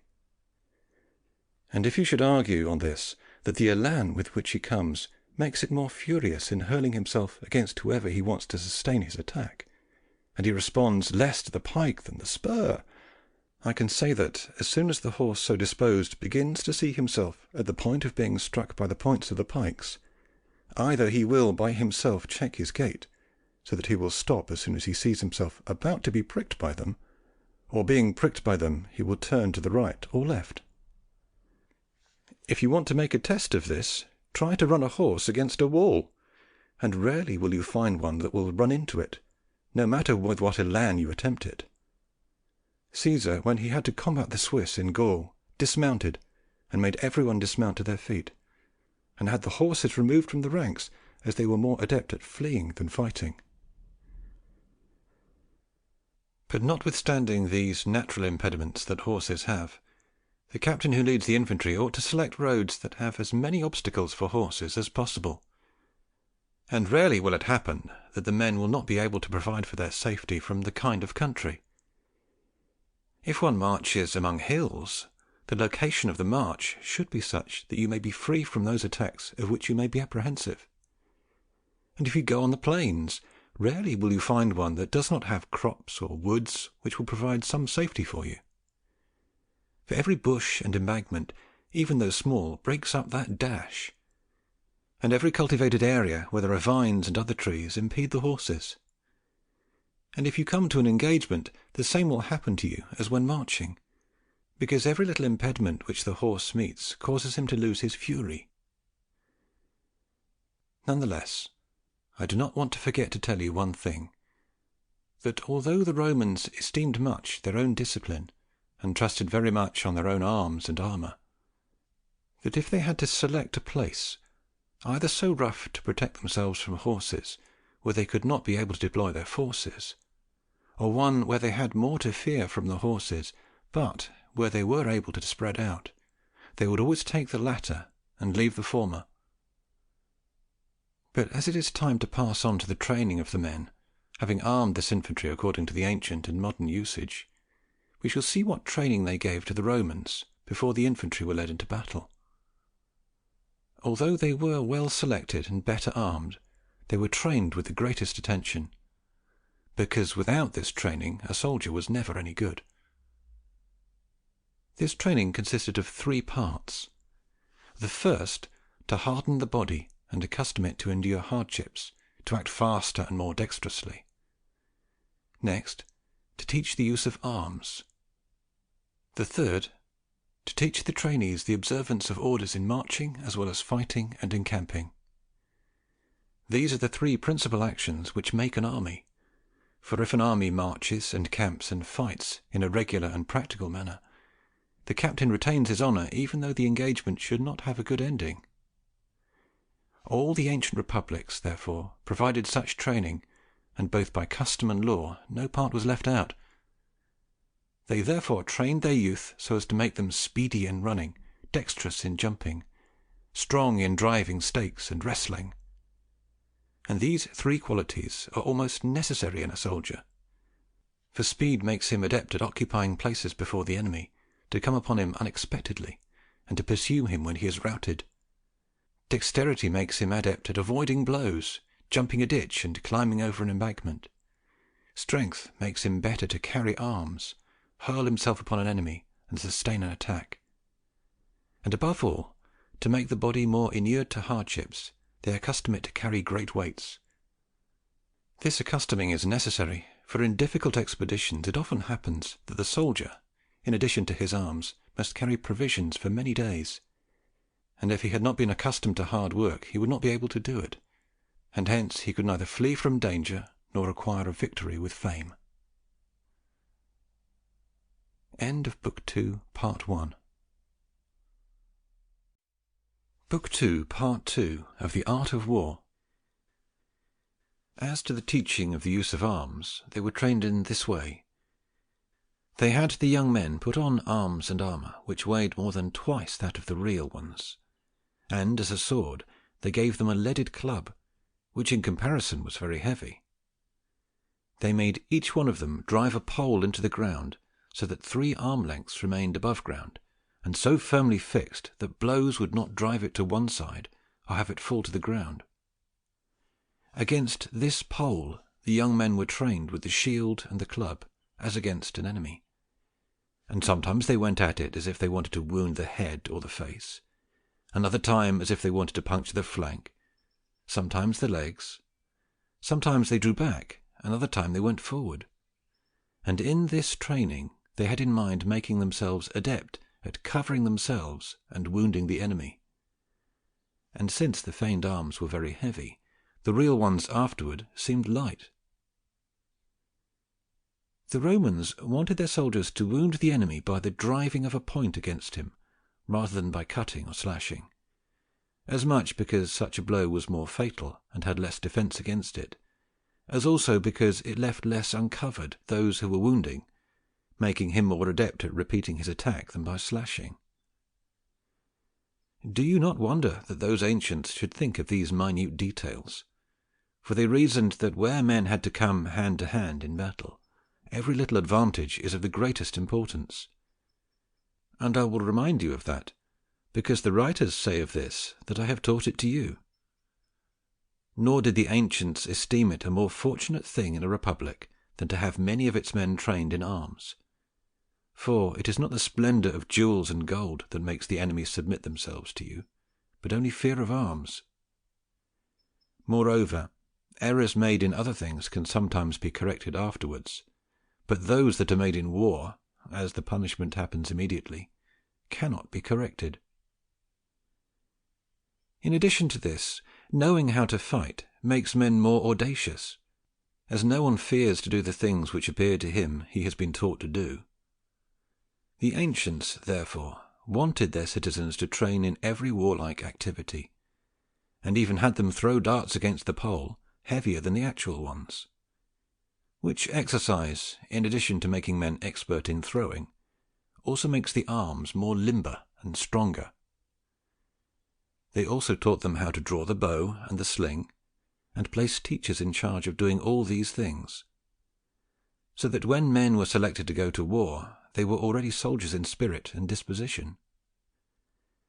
Nor did these remain to teach them anything else than to go by the orders and maintain themselves in them when marching or combating, which they easily taught by mixing themselves with them, so that by knowing how to keep orders they could exist longer in the army.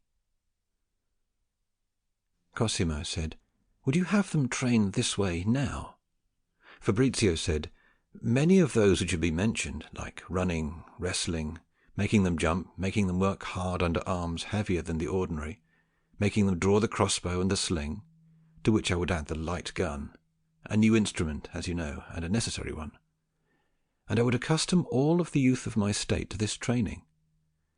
But that part of them whom I have enrolled to fight, I would especially train with greater industry and more solicitude, and I would train them always on their free days.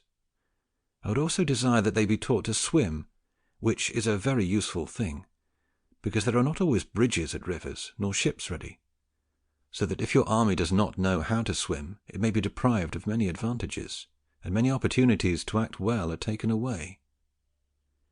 The Romans, therefore, arranged that the young men be trained on the field of Mars, so that having the river Tiber nearby, they would be able, after working hard in exercise on land, to refresh themselves in the water, and also exercise them in their swimming. I would also do as the ancients, and train those who fight on horseback, which is very necessary, for in addition to knowing how to ride, they would know how to avail themselves of the horse in manoeuvring him. And therefore they arranged horses of wood, on which they straddled and jumped over them armed and unarmed, without any help and without using their hands, which made it possible that in a moment, and at a sign from the captain, the cavalry to become as foot soldiers, and also at another sign for them to be remounted. And as such exercises, both on foot and horseback, were easy at that time, so now it should not be difficult for that republic or that prince to put them in practice on their youth, as is seen from the experience of Western cities, where these methods similar to these institutions are yet kept alive. They divide all their inhabitants into several parts, and assign one kind of arms of those they use in war to each part. And as they used pikes, halberds, bows, and light guns, they called them pikemen, halberdiers, archers, and gunners.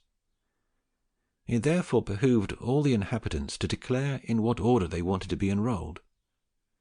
And as all, whether because of age or other impediment, are not fit for war, they make a selection from each order, and call them the giurati, sworn ones, who on their free days are obliged to exercise themselves in those arms in which they are enrolled. And each one is assigned his place by the public where such exercises are to be carried on, and those who are of that order, but are not sworn, participate by contributing money for those expenses which are necessary for such exercises. That which they do, therefore, we can do, but our little prudence does not allow us to take up any good proceeding. From these exercises it resulted that the ancients had good infantry, and that now those of the West have better infantry than ours. For the ancients exercised either at home, as did those republics, or in the armies, as did those emperors, for the reasons mentioned above. But we do not want to exercise at home, and we cannot do so in the field, because they are not our subjects, and we cannot obligate them to other exercises than they themselves want. This reason has caused the armies to die out first, and then the institutions, so that the kingdoms and the republics, especially the Italian, exist in such a weak condition today. But let us return to our subject, and pursuing this matter of training, I say that it is not enough in undertaking good training to have hardened the men, make them strong, fast, and dexterous, but it is also necessary to teach them to keep discipline, obey the signs, the sounds of the bugle and the voice of the captain, to know when to stand, to retire, to go forward, and when to combat, to march, to maintain ranks. For without this discipline, despite every careful diligence observed and practised, an army is never good. And without doubt, bold but undisciplined men are more weak than the timid but disciplined ones. For discipline drives away fear from men. Lack of discipline makes the bold act foolishly. And so that you may better understand what will be mentioned below, you have to know that every nation has made its men train in the discipline of war, or rather its army as the principal part, which, if they have varied in name, they have varied little in the numbers of men involved, as all have comprised 6,000 to 8,000 men. This number was called a legion by the Romans, a phalanx by the Greeks, a caterna by the Gauls. This same number by the Swiss, who alone retain any of that ancient military umbrage, in our times is called in their language what ours signifies a battalion. It is true that each one is further subdivided into small battalia, companies, and organized according to its purpose. It appears to me, therefore, more suitable to base our talk on this more notable name, and then, according to the ancient and modern systems, arrange them as best as is possible. And as the Roman legions were composed of 5,000 or 6,000 men in 10 cohorts, I want to divide our battalion into 10 companies, and to compose it of 6,000 men on foot, and assign 450 to each company, of whom 400 are heavily armed, and 50 lightly armed. The heavily armed include 300 with shields and swords, and will be called scudati, shield bearers, and 100 with pikes, and will be called pikemen. The lightly armed are 50 infantry armed with light guns, crossbows, halberds, and bucklers, and these from an ancient time are called regular, ordinary veliti. The whole 10 companies, therefore, come to 3,000 shield bearers, 1,000 ordinary pikemen, and 150 ordinary veliti, all of whom comprise a number of 4,500 infantry. And we said we wanted to make a battalion of 6,000 men.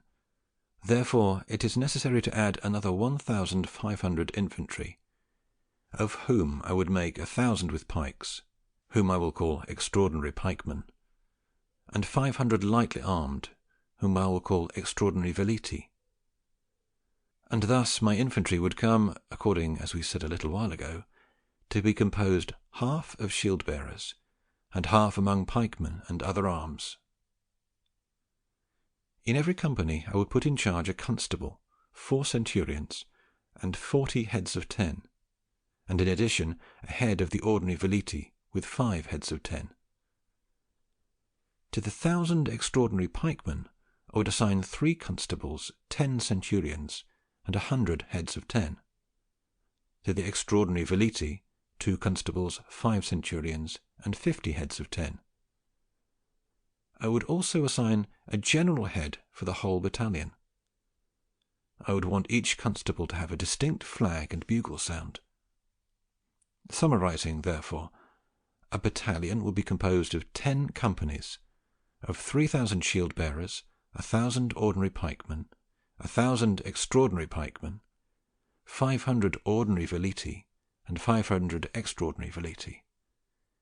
Thus there would come to be 6,000 infantry, among whom there would be 1,500 heads of 10, and in addition 15 constables, with 15 buglers and 15 flags, 55 centurions, 10 captains of ordinary veleti, and 1 captain for the whole battalion with its flag and bugler.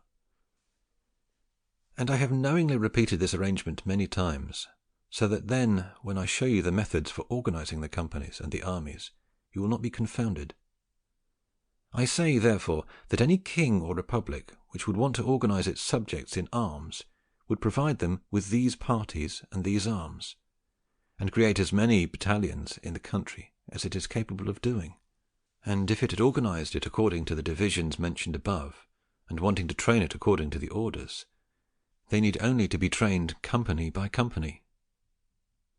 And although the number of men in each of them could not by themselves provide a reasonably sized army, none the less each man can learn to do what applies to him in particular, for 2 orders are observed in the armies: the one, what men ought to do in each company; the other, what the company ought to do afterwards when it is with others in an army. And those men who carry out the first will easily observe the second, but without the first one can never arrive at the discipline of the second. Each of these companies, therefore, can by themselves learn to maintain discipline in their ranks in every kind of place and action, and then to know how to assemble, to know its particular bugle call through which it is commanded in battle, to know how to recognize by it, as galleys do from the whistle, as to what they have to do, whether to stay put or go forward or turn back, or the time and place to use their arms. So that, knowing how to maintain ranks well, so that neither the action nor the place disorganizes them, they understand well the commands of the leader by means of the bugle calls, and knowing how to reassemble quickly, these companies then can easily, when many have come together, learn to do what each body of them is obligated to do together with other companies in operating as a reasonably sized army. And as such a general practice also is not to be esteemed little, all the battalions can be brought together once or twice in the years of peace, and give them a form of a complete army, training it for several days as if it should engage in battle, placing the front lines, the flanks, and auxiliaries in their proper places. And as a captain arranges his army for the engagement, either taking into account the enemy he sees, or for that which he does not see but is apprehensive of, the army ought to be trained for both contingencies, and instructed so that it can march and fight when the need arises, showing your soldiers how they should conduct themselves if they should be assaulted by this band or that. And when you instruct them to fight against an army they can see, show them how the battle is enkindled, where they have to retire without being repulsed, who has to take their places, what signs, what bugle calls, and what voice they should obey, and to practice them so with the companies and by mock battles that they have the desire for real battle. For a courageous army is not so because the men in it are courageous, but because the ranks are well disciplined. For if I am of the first line fighters, and being overcome, I know where I have to retire and who is to take my place, I will always fight with courage, seeing my succour near by. If I am of the second line fighters, I would not be dismayed at the first line being pushed back and repulsed, for I would have presupposed it could happen, and I would have desired it in order to be he who, as it was not them, would give the victory to my patron. Such training is most necessary when a new army is created, and where the army is old it is also necessary, for as the Romans show, although they knew the organization of their army from childhood, none the less those captains, before they came to an encounter with the enemy, continually exercised them in those disciplines. And Joseph, in his history, says that the continual training of the Roman armies resulted in all the disturbances which usually goes on for gain in a camp, was of no effect in an engagement, because everyone knew how to obey orders and to fight by observing them. But in the armies of new men which you have put together to combat at the time, or that you have caused to be organised to combat in time. Nothing is done without this training, as the companies are different as in a complete army. For as much discipline is necessary, it must be taught with double the industry and effort to those who do not have it, and be maintained in those who have it, as is seen from the fact that many excellent captains have tired themselves without any regard to themselves. Cosimo said, "And it appears to me that this discussion has somewhat carried you away, for while you have not yet mentioned the means with which companies are trained, you have discussed engagements and the complete army." Fabrizio said, "You say the truth, and truly the reason is the affection I have for these orders, and the sorrow that I feel that they are not put into action. None the less, have no fear, I shall return to the subject. As I have told you, of first importance in the training of the company is to know how to maintain ranks. To do this, it is necessary to exercise them in those orders which they called ciocchioli, or spiralling. And as I told you that one of these companies ought to consist of 400 heavily armed infantry, I will stand on this number. They should, therefore, be arranged into 80 ranks or files, with 5 per file. Then continuing on either strongly or slowly, grouping them and dispersing them, which, when it is done, can be demonstrated better by deeds than by words.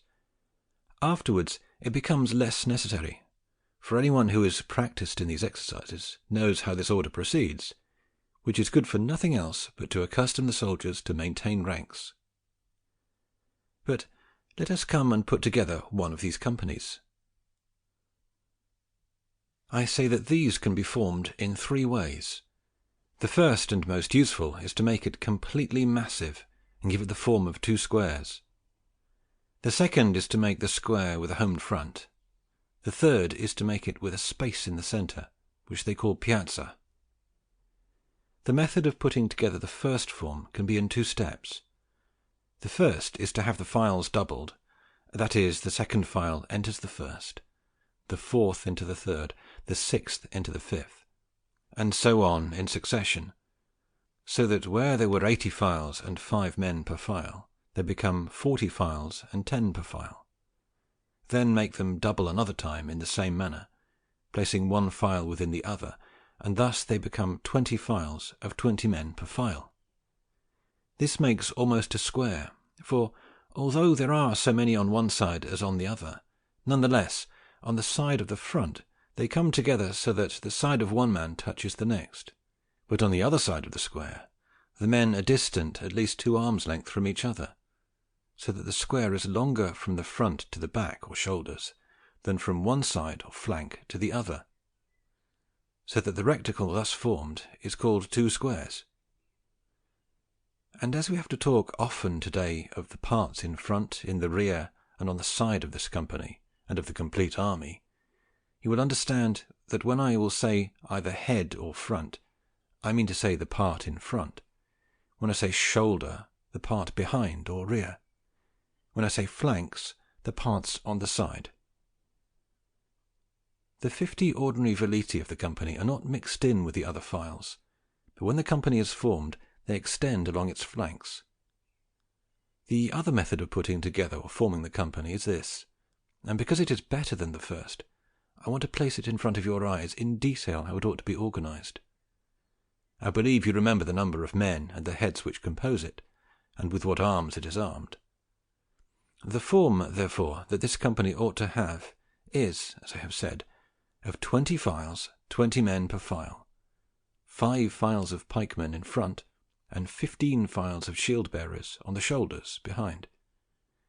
2 centurions are in front, and 2 behind in the shoulders, who have the office of those whom the ancients called tergidatori, or rear leaders. The constable, with a flag and bugler, is in that space which is between the 5 files of pikemen and the 15 of shield-bearers.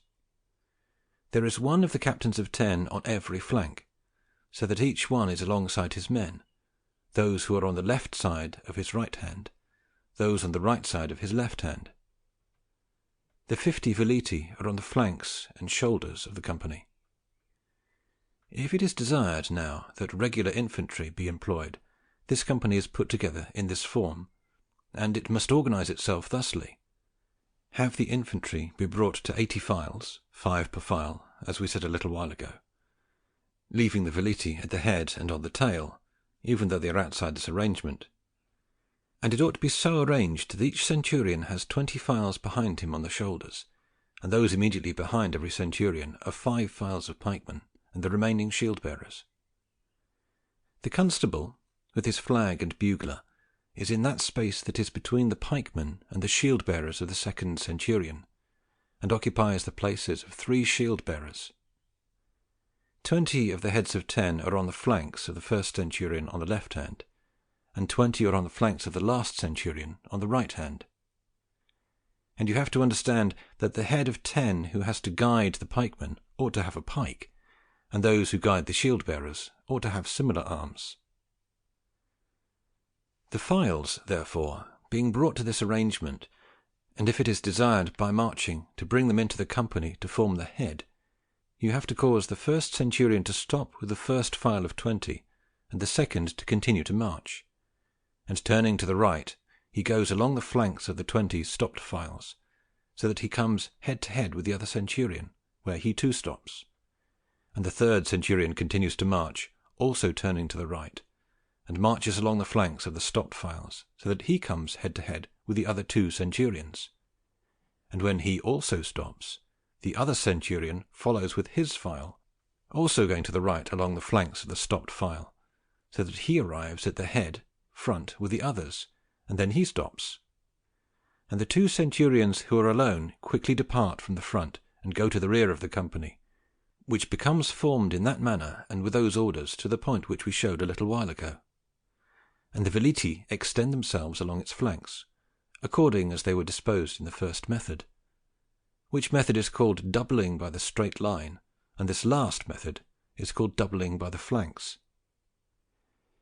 The first method is easier, while this latter is better organized, and is more adaptable, and can be better controlled by you, for it must be carried out by the numbers, that from 5 you make 10, 10 20, 20 40, so that by doubling at your direction you cannot make a front of 15 or 25 or 30 or 35, but you must proceed to where the number is less.